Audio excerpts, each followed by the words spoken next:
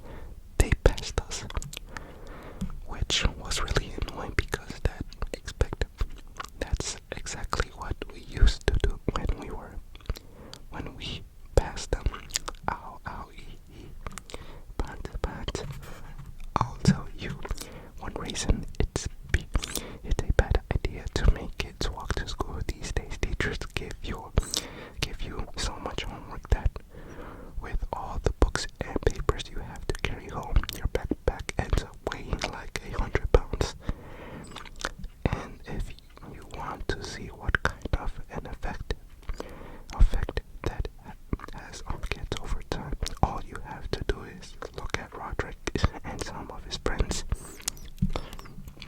Speaking of teenagers, Dad scored a pretty big victory today. The baddest teenager in our neighborhood is the kid named Lenwood Health. And he's kind of like Dad's Arjun and Mary. Dad has probably called the cops on Lenwood about 50 times. Dad nap rotten teenagers decline. I guess Lenwood's parents got sick of his act because they sent him off to the military academy.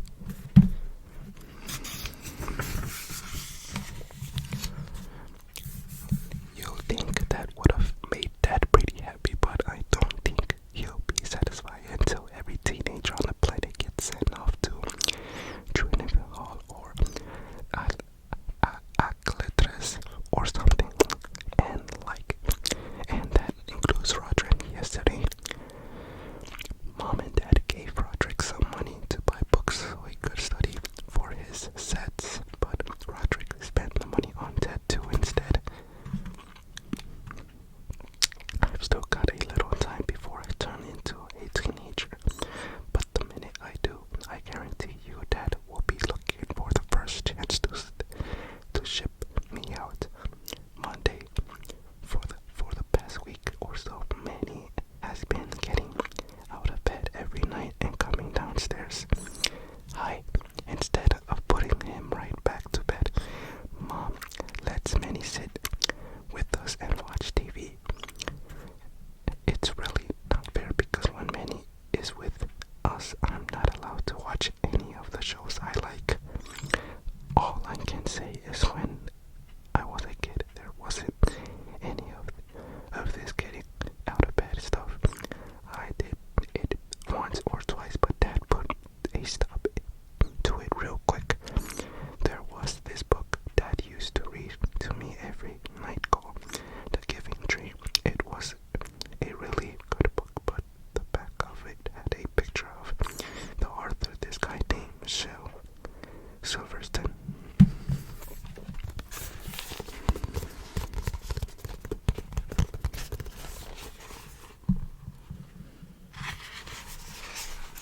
Okay, we're in page 18, but Seal Silverstone looks more like a burglar or a pirate than a guy who should be writing books for kids. Dad must have known that picture kind of freaked me out because then one night after I got out of bed, Dad said, "If you get out of bed again tonight, you'll probably run into Shel Silverstone in the hallway." That really did the trick. Ever since then, I still don't get out of bed at night, even if I really need to use the bathroom. I don't think Mom and Dad read any Shel Silverstone books, but which probably explains why he keeps getting up after they put him to bed. I've heard some of the stories Mom and Dad read to many, and let me just say that people who write these books really have a racket going. First of all, there are hardly any words in them, so I'm sure it only takes about 5 seconds to write one silly bear yawning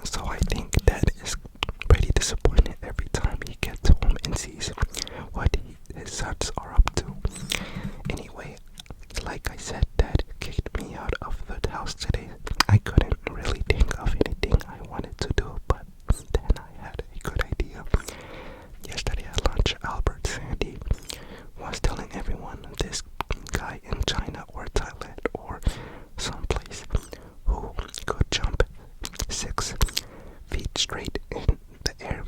No joke. The way the guy did it, it was by digging in a hole that was 3 inches deep and then jumping in and out of it 100 times. The next day, the guy doubled the size of the hole, and he jumped in and out of that by the 5th day. He was practically like a kangaroo. Some of the guy at the table told Albert he was full of baloney, but what he was saying made a lot of sense to me. Plus, I figured if I did what Albert said and then added a few days to the program, all my problems with bullies could be over. Looking for someone, fellows. That's the fellas.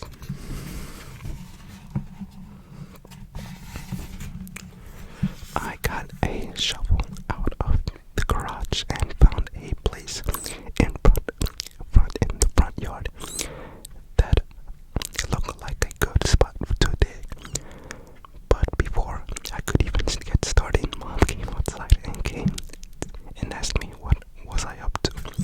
I told Mom I was just digging a hole, but of course she didn't like that idea, so she came up with about 20 reasons why I wasn't allowed to do it.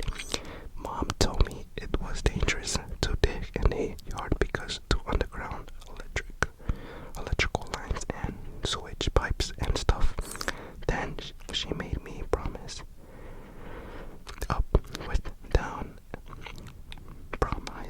up and down that I wouldn't dig any holes in our yard. So I promised. Mom went inside, but then she kept watching me out of the window. I knew I was gonna have to take my shovel and go dig a hole somewhere else. So I headed to Rowley's house. I haven't been going up to Rowley's much lately, mostly because of Freckly. Freckly has been spending a lot of time in his front yard. Sure enough, that's where he was today. Does this scab smell funny to you? My new strategy with Freckly is to just avoid eye contact and keep walking, and it seemed to do the trick today.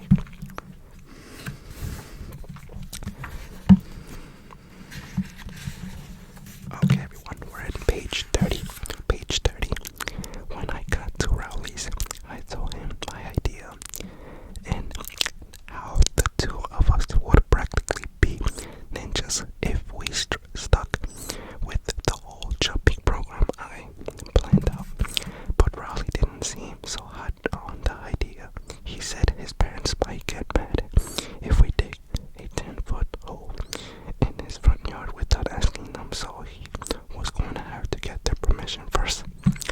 Now, if there's one thing I know about Rowley's parents, it's that they never like my ideas. I told Rowley we could just cover the hole up with a tarp or a blanket or something and put some leaves on top of it, and his folks would never even find out. That seemed to convince him. Okay, so I admit that Rowley's parents might eventually find out, but that wouldn't be for at least 3 or 4 months. Me and Rowley found a good spot in the front yard to start digging, but we ran into a problem right away.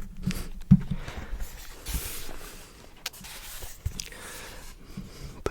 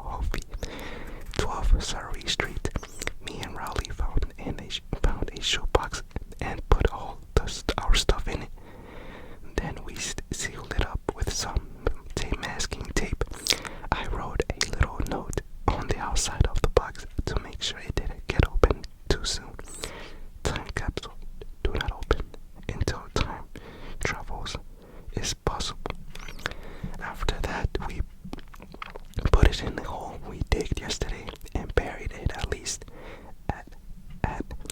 buried it at best we could. I kind of wish Rowley had put some more effort into digging the hole because our time capsule wasn't really buried all the way. Hopefully nobody will mess with it because it needs to stay there for at least a few hundred years. Pat Monday. Well, my week got off to a rough start when I got out of bed. Mom's bedroom wasn't where it usually is, hanging on my doorknob.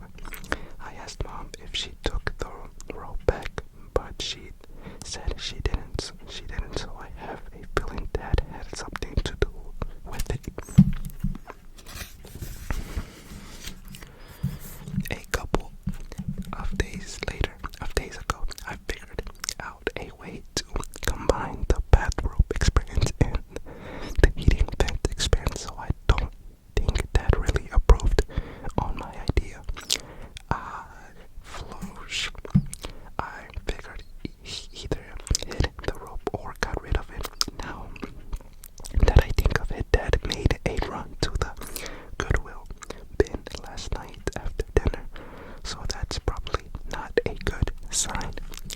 Anyway, if Dad did get rid of the rope, he wouldn't be the first time he's thrown out someone's personal property. So you know how many has been trying to quit using his path bit.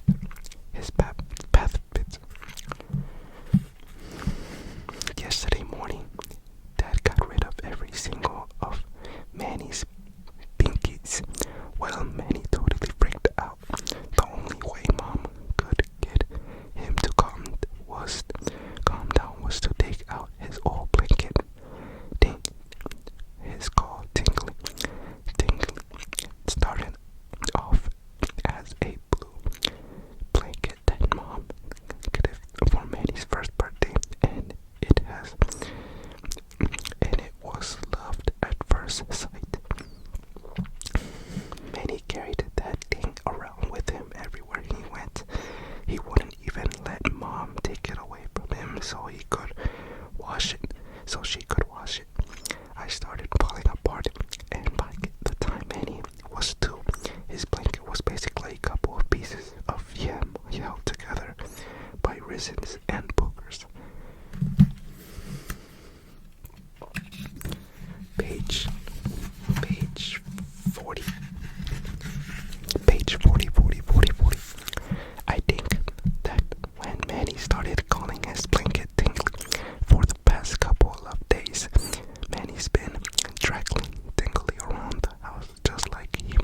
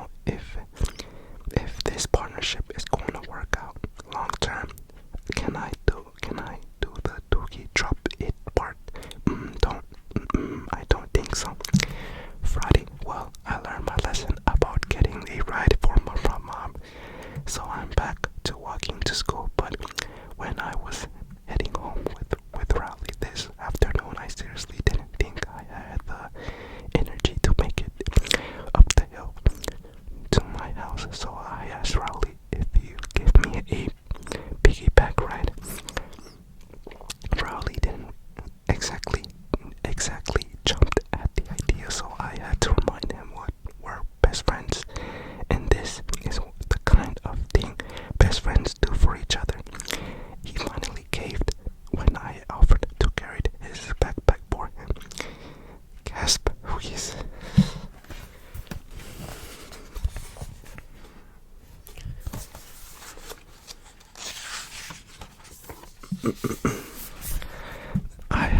I have a feeling this was one thing though, because Rowley was completely wiped out by the time he dropped me off at my house. You knew if the school is going to take away our bus ride home, the least they can do is install a sticky lift on our hill.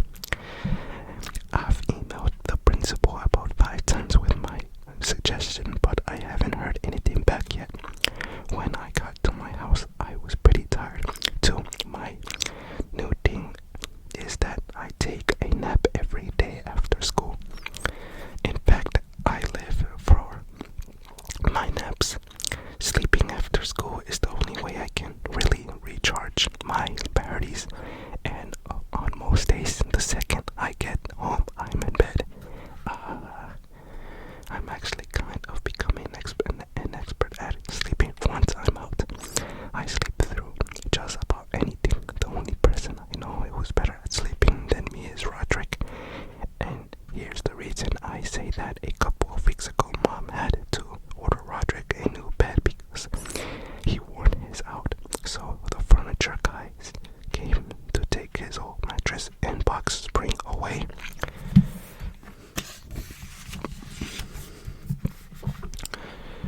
When they came, Roderick was in the middle of his after school nap. So they took his bed away and just slept on the floor right in the middle of his empty bed frame. The thing I'm worried about is that Dad is going to ban our after school naps. I'm starting to get the feeling he's sick of waking the two of us up for dinner every night. Tuesday. Well, this book is really fun, everyone. Well, I hate to admit this, but I think my naps are starting to have an effect on my grades.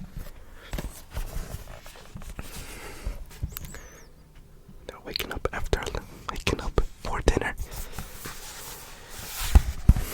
See, I used to do my homework when I got home from school, and then I watch TV at night. Lately, I've been trying to do my homework while I watch TV, and sometimes that doesn't work out too good. To make sure Grace sticks around for another week, dial 492 or text the word Grace now. Beep beep beep. I had this 4-page biology paper due today, but last night I kind of got caught up in this show I was watching, so I had to try to write the whole thing in the computer lab during recess today. I didn't have a lot of time to do any research, so I played with my margins at the front size to stretch what I had to 4 pages, but I'm pretty sure Mrs. Lowland is gonna call me on it.